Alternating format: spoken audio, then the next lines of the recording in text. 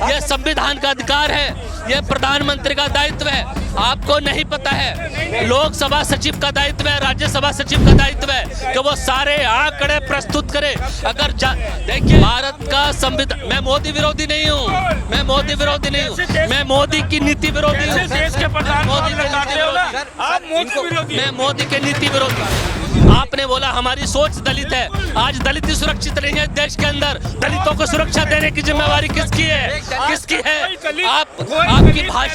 आपकी भाषा ऐसी नहीं होनी चाहिए।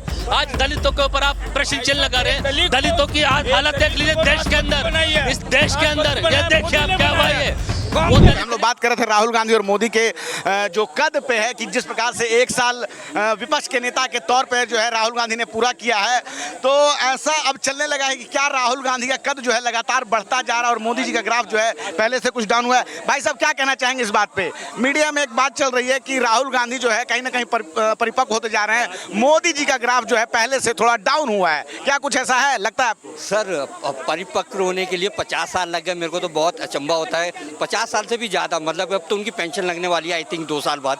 तो 60 साल की उम्र में अगर वो परिपक्व हो रहे हैं तो मैं समझता हूँ वो तो बुढ़ापे की तरफ जा रहे हैं। परिपक्व होने की उम्र नहीं होती, परिपक्व होने की उम्र 30 से 60 साल की उम्र होती है, जो आपने बताया, जो क्राइटेरिया आता है। लोकप्रियता बढ़ती जा रही है, ठीक है, आप उसको नेता के तौर पे जो है राहुल गांधी की लोकप्रियता, उनको लोग अब गंभीरता से ले रहे हैं। जहां पहले भाजपा जो है उनको खुद जो है पप्पू साबित करने में लगी रहती थी, अब कहीं ना कहीं उनके हमलों से परेशान हो जा रही है सर। और उनके जो वो कहते हैं वो कर रही, जैसे जाति जनगणना की बात करते हैं, अभी तक खुद मोदी सरकार उसका विरोध करती थी, लेकिन अब मोदी सरकार भी उस चीज को मान गई है कि हाँ हम करवाएंगे जातिगत जनगणना। अगर विपक्ष की मांग थी जाति जनगणना, उस आधार पे अगर विपक्ष की कोई मांग मान ली जाती है तो इसमें कोई वो नहीं है कि बैकफुट पे आ गई गवर्नमेंट। अगर विपक्ष ने मांग की, अगर स्ट्रांग विपक्ष है, वो मजबूत दावेदारी कर रहा है कि भाई जातीय जनगणना होनी चाहिए, जो काफ़ी वर्षों से नहीं हुई है, तो अगर उस आधार पे अगर विपक्ष की कोई मांग, सरकार विरोध कर रही थी, अब अचानक जो है उसको मोदी जी खुद विरोध करते थे, अब उसको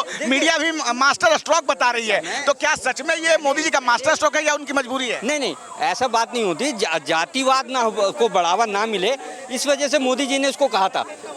जो जातिवाद की ज़्यादा वो लोगों में अवधारणा ना बन जाए या जातिवाद ज़्यादा ना बन जाए, मोदी जी का सिर्फ विरोध इसके लिए था, ना कि इस वजह से कि जातिगत जनगणना होगी, उस आधार पे उनके कल्याणकारी योजनाएं आएंगी, उनके आधार पे उनका कल्याण होगा। जो निम्न जातियाँ की हैं, जिनका शोषण हुआ है या जो मुख्य धारा से नहीं जुड़ पाई, जिनका डेवलपमेंट नहीं हुआ, जिन जातियों का, उनका उद्धार होगा। जातिगत जनगणना जो है मोदी सरकार मान गई, कल तक विरोध कर रही थी। ये तो लोकसभा के अंदर, राज्यसभा के अंदर हर जगह पे इन्होंने विरोध किया है और आज बैकफुट पे आ गए कि जातिगत जनगणना करवाएंगे।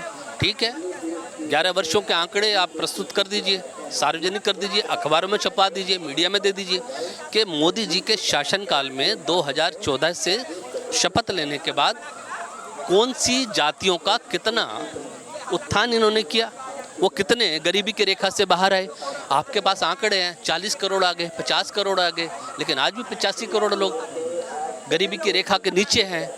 वो 5 किलो राशन हर महीने ले रहे हैं। देश की जनसंख्या 142 करोड़ है। मैं बताता हूँ, ये कानून है आरटीआई, आप एक आरटीआई लगाइए गवर्नमेंट में कि भाई आपको इस जाति के तहत आपको चाहिए कि इनका कितना उद्धार हुआ है, इन जातियों का, जो निम्न जातियाँ की, जो SC OBC वगैरह इसमें आती थी, उनका कितना आपने उद्धार किया, इनके लिए क्या कल्याणकारी योजना लगाए, आप एक आरटीआई लगा दीजिए। मीडिया में इस तरह से आप बोलें कि भाई सरकार बता दे, सरकार ऐसे खुले मंच पे कई चीज़ों को नहीं बता सकती। आइए, क्या देश के 142 करोड़ लोगों को सिर्फ RTI के माध्यम से ही सरकार से सवाल पूछना पड़ेगा? क्या सरकार का अपना कोई नैतिक या राजनीतिक या संवैधानिक दायित्व नहीं है कि वो लोकसभा के पटल पे, राज्यसभा के पटल पे सारे आंकड़े, जातिगत आंकड़े प्रस्तुत करे? क्यों नहीं है उसको? क्यों RTI लगाने की आवश्यकता? सर क्यों RTI? सर क्यों RTI लगानी पड़ती है हमें? यह संविधान का अधिकार है, यह प्रधानमंत्री का दायित्व है। आपको नहीं पता है, लोकसभा सचिव का दायित्व है, राज्यसभा सचिव का दायित्व है कि वो सारे आंकड़े प्रस्तुत करे। अगर देखिए, संविधान कहता है, संविधान कहता है, संविधान ये कहता है, आप मेरी बात सुनेंगे, आप मेरी बात सुनेंगे। संविधान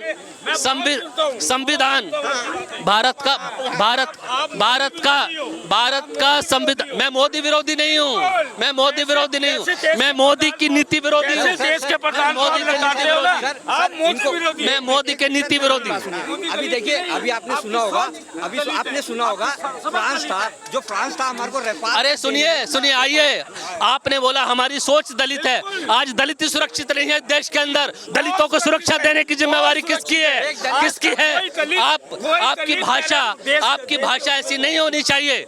आज दलितों के ऊपर आप प्रश्न चिन्ह लगा रहे हैं। दलितों की आज हालत देख लीजिए देश के अंदर, इस देश के अंदर। ये देखिए आप क्या हुआ है। वो दलित नहीं है, वो आदिवासी हैं। वो दलित नहीं है, वो आदिवासी हैं। जानकारी पूरी रखिए। दलितों, आदिवासी को दलित बोल रहे हैं, लेकिन मेरा प्रश्न यहाँ नहीं था। मेरा प्रश्न ये था, मैं प्रश्न ये है मेरा अरे मुझे सुनिए भाई, इतना नाराज मत होइए। सुनिए, मेरे वीडियो मोदी जी भी देखते हैं, अमित शाह भी देखते हैं, बीजेपी का पूरा मंत्रिमंडल देखता है, बीजेपी की पूरी कार्यकारिणी देखती है संजय चौहान के वीडियो, और उनसे सीखती है कि हमें देश के लिए क्या करना चाहिए, क्योंकि मैं प्रश्न वो उठाता हूँ जो सरकार को करना चाहिए। अब आपने सुना होगा, एक न्यूज सुनी होगी, रेफाल के जो बॉडी पार्ट्स है। नहीं, मैं भाजपा के पूर्व, मैं आपको एक सवाल आप सुन लें। भाजपा के पूर्व नेता यशवंत सिन्हा है, उन्होंने बयान दिया है कि मोदी जी शायद जो है 2029 का कार्यकाल पूरा न कर पाए। सर, मैं क्या नाम बताया आपने? सिन्हा जी, जो बिहार, यशवंत सिन्हा, उनको सर, उनकी खुद की पार्टी, वो कई बार तो पार्टियां बदल चुके हैं। पहले वो तृणमूल में भी चले गए थे, पहले भाजपा में थे, अभी टीएमसी में थे, मैं जानता हूँ। वाजपेयी के समय वित्त मंत्री भी। महत्वाकांक्षा अडवाणी जी थे तब तक पूरी होती रही थी। जब उनको वित्त मंत्रालय मिल गया था तब तक बड़े खुश थे। जब वित्त मंत्रालय उनसे ले लिया, स्वामी भी है, वो भी कुछ ऐसा। कौन से स्वामी? सुब्रमण्यम स्वामी जी का तो देखिए, वो स्वामी है, जगत स्वामी है, वो कुछ भी बोल सकते हैं। स्वामी जी को इतना गंभीरता से मत लीजिए, ठीक है, एजुकेटेड है, उनका मान सम्मान है। जहाँ तक एजुकेशन की बात करेंगे वहाँ तक वो अनगलन आरोप लगाते रहते हैं। या तो अगर वो इतने पढ़े लिखे हैं, देना हाई कोर्ट में चुनौती, दे सुप्रीम कोर्ट में चुनौती, क्यों नहीं दे देते? कुछ है कि नहीं है, क्या लग रहा है? क्योंकि लगातार अब राहुल गांधी कुछ भी बोल देते हैं तो भाजपा परेशान हो जा रही है। को सर सीरियस नहीं लेता राहुल गांधी। भाजपा अब ले रही है। भाजपा के लिए तो सर वो तो वरदान है। राहुल गांधी वरदान है।